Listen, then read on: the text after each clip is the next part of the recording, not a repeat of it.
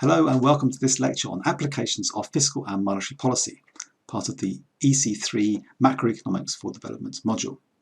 And in this lecture we bring together a lot of macroeconomic ideas and theories that we've learnt in the second part of the semester, both the closed economy and the open economy macro, and apply it to some real world situations and see how you can analyse policy problems.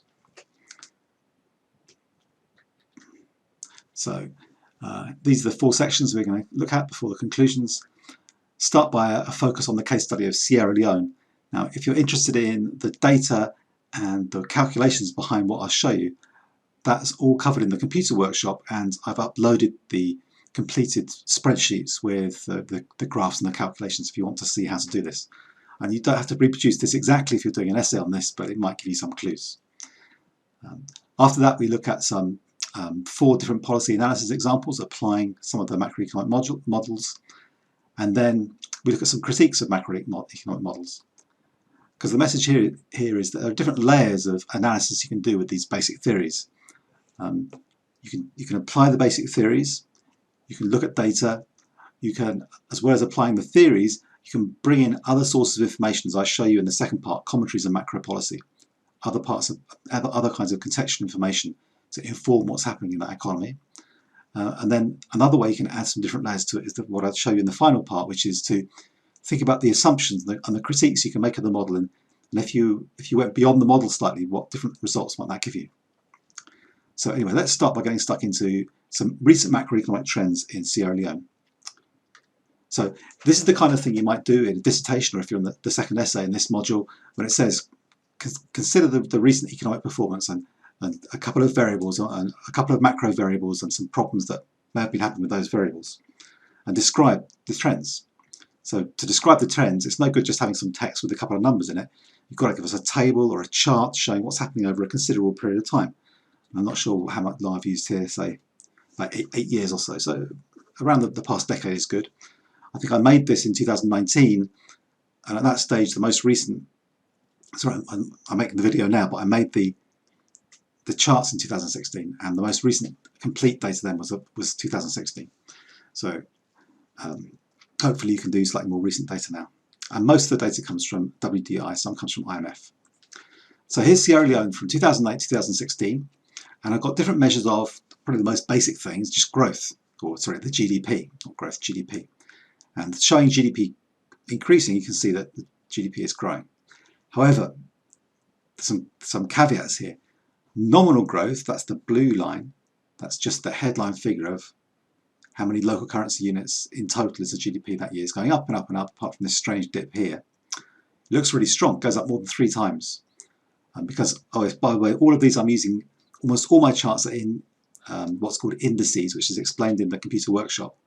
Because I'm using lots of different scales, values on the scales, to compare how the indicators are changing with each other. What I do is I choose a year and say, in this year it's 100. So compared to that year, if it's gone up to over 300, that means it's tripled since then. It's gone by 300%, because it's gone up by 200%.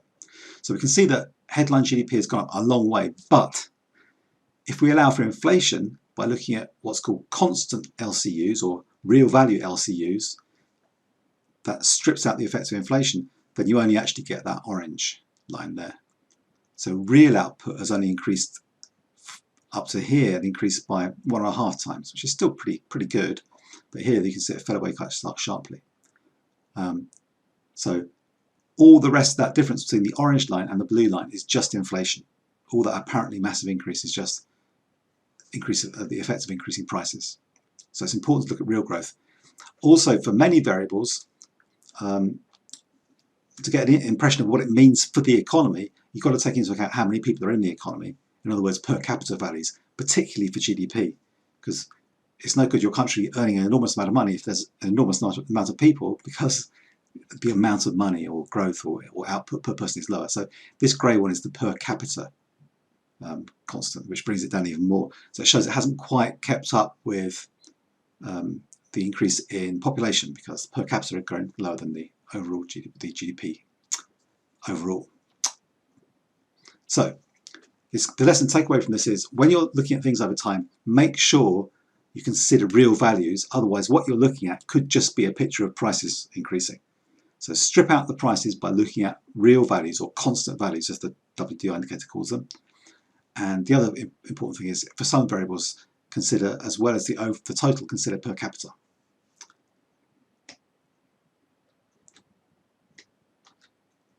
So next chart here is looking at demand in the economy, and because it's an important part of macroeconomics, is considering where's the demand for output coming from. And you should remember that you can split demand up into these different categories. Private demand by households, so that's in blue. I is private investment demand.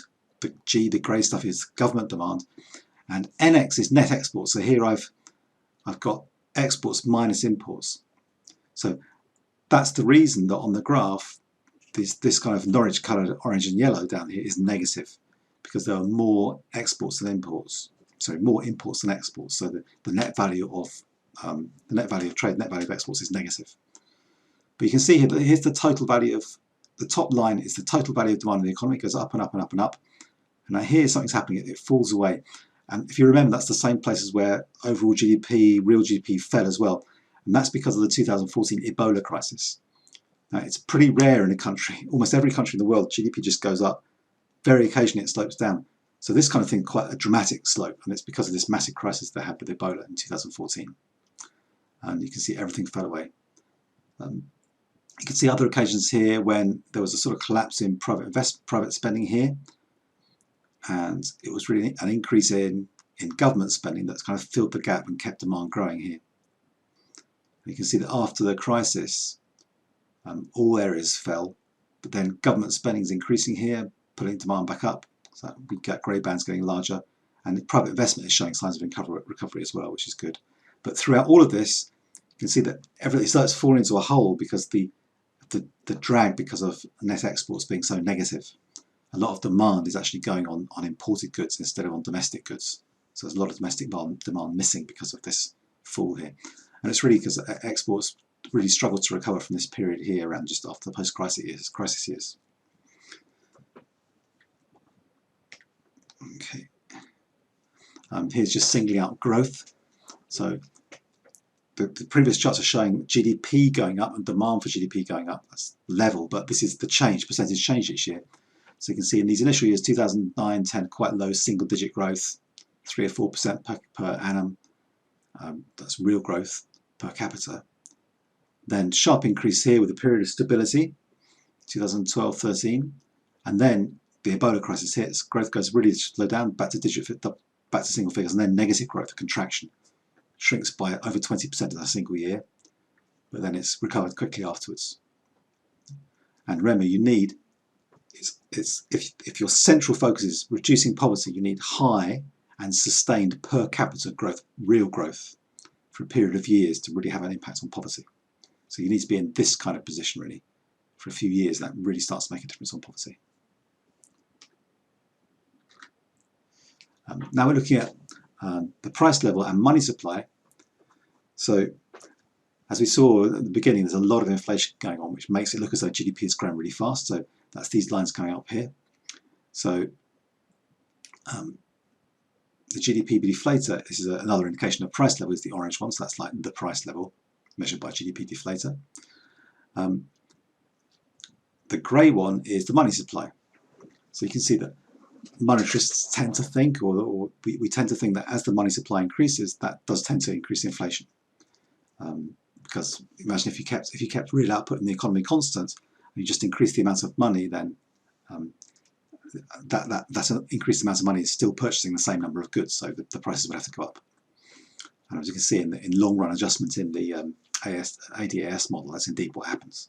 If you put a lot of demand in terms of money demand in the long run, it just translates to inflation. You can also see that the interest rate is falling from its initial position. So this is what it was in 2008. So it's coming down to only about 70% of it. So it's fallen.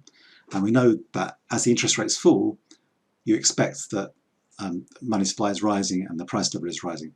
So if for example, the essay question says, okay, describe some previous trends. So here we can see describing explains the previous trends. What they're describing is saying that these things have gone up and these things have gone down. Explaining is trying to explain the theory behind why you'd expect as interest rates go down, that corresponds to increase in money supply. And then indeed, as money supply increases, that's increasing demand, that pushes up inflation. So that's explaining some of the previous trends as well as describing them. Here we can look at money supply growth and inflation. As I said, we expect that as the money supply grows, there's a sort of link to inflation, and some economists, known as monetarist economists, think there's a really strong link. They think that inflation is almost always a matter of money supply increasing faster than the supply of real output causes inflation. And they do sort of seem to move together here. So here's money supply, here's inflation, but here you can see money supply really shooting up fast, but inflation is going down. And here money supply is crashing down and inflation is going up. So they sometimes seem to move. It's not easy to see from this picture a clear link. Now you need to do quite sophisticated econometrics, which means taking account of lots of variables, which you might like to try and do, but it's quite tough. But just by doing, we wouldn't expect you to do it for this module, but you know, if you do, that's great, you get credit for it, but it's not expected because not everybody's done econometrics. But a simple thing you can do is something else that was mentioned in the QED module. Try looking at, instead of this year's money supply and this year's price level, try looking at values in different years. For example, it seems here that the money supply changes and then something happens to the price level afterwards. So the next chart has got that shown. I've just shifted it. So the blue line is the money supply, but the money supply a year previously. So it's broad money growth in the previous year versus the price level in this year. So you can see it there, they do sort of match up. Here that the money supply is coming down, inflation is coming down the next year. So money supply comes down, inflation comes down the next year because they're a year apart. Money supply goes up, a year later inflation is up, money supply comes down, a year later inflation is down. Not a perfect fit because there's something weird happening here, but it improves it a bit. So sometimes if you look at the thing that you think is causing something, draw a graph of that a year previously to the thing that's being caused, and you might see more of a connection. Okay, here you can see if you're interested in where governments are raising money from, starting from a position of 100 here, the green line is total government spending. Yeah, so government spending's gone up quite a long way here, fell back slightly at this stage and it's growing again. In the sort of standard textbook theory, you've got G and T. So G is going up there, T is what's supposed to pay for G. So T is the blue thing, revenue, including gross, and that's going up as well. It's not, for a while here it keeps pace with it, then it falls behind. And it keeps pace with it again, and then this accelerates. Unfortunately, we haven't got data the last couple of years. Data on government spending for some reason falls behind, but it lags behind. But you can see that spending is growing faster than revenue in these years, so there's quite a big deficit. What's helping them fill the gap is that grants and other revenue, essentially aid and loans, aid and concessionary loans from the IMF, the World Bank and others, is increasing quite fast as well here, which is good because that increasing aid revenue is helping them fill the gaps. But it's bad in a sense because it's making them more dependent. So if they decide, hey, we're going to do some fiscal policy, increase some spending here, cut some taxes here, they won't be able to do that without the agreements of the donors because the donors are paying so much of the bills. So they're losing autonomy. A couple more of these graphs. I'm going for complete overkill here. If you're doing an essay or something on this, you wouldn't need to go through zillion indicators because you're only meant to look at 2 indicators and then maybe a couple of things that relate to those indicators. For example, here you might be looking at the exchange rate, so you look at the interest rate and how that relates to it. So I'm just giving you too much information, as they say. Here we're looking at the exchange rates, because obviously that's important for trade. And here you've got to flip slightly that the exchange rate is shown here as it, in many cases in developing countries, sort of the wrong way around. It's saying how many units of your local currency do you need to buy 1 unit of the international currency, whether it's yen or dollars or whatever, or euros. And here that's going up. So get in your mind that this green line going up means the currency is weakening, because you need more of your currency to buy a unit of overseas currency. So this is the local currency weakening and interest rates are falling. Indeed, if you think of your theory, this is what you'd expect to think about why you'd expect that.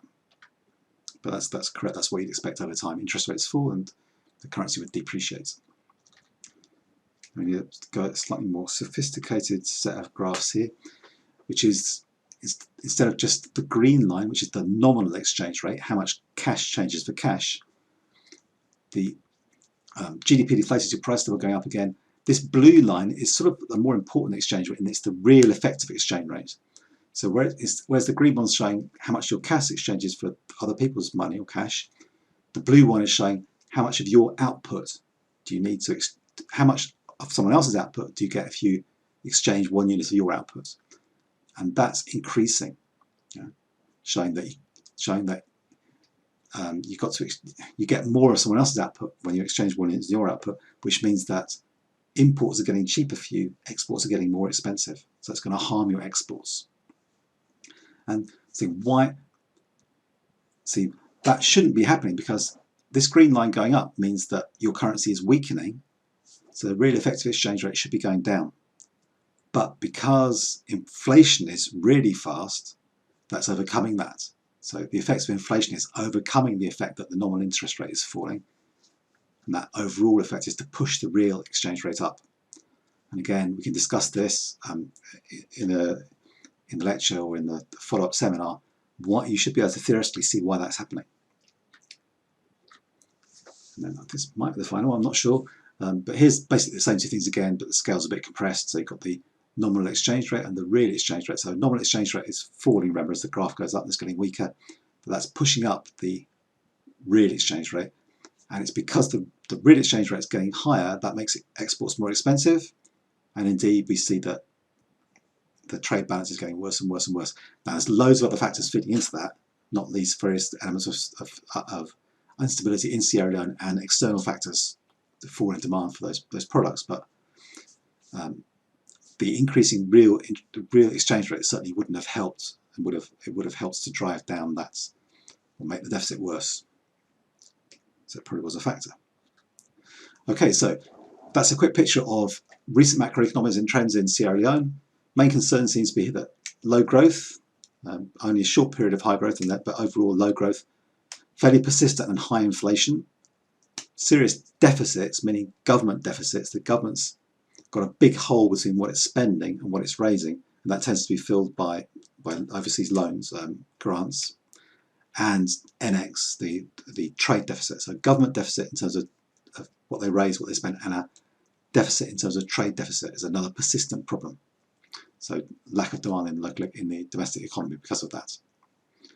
Okay, so in the next session, we'll go away from this pure focus on the data numbers and look at, okay, are there some commentaries, sources of information from elsewhere which throw more light on what was going on here and what they were trying to do? But we'll save that for the next video, and for now, thank you for watching.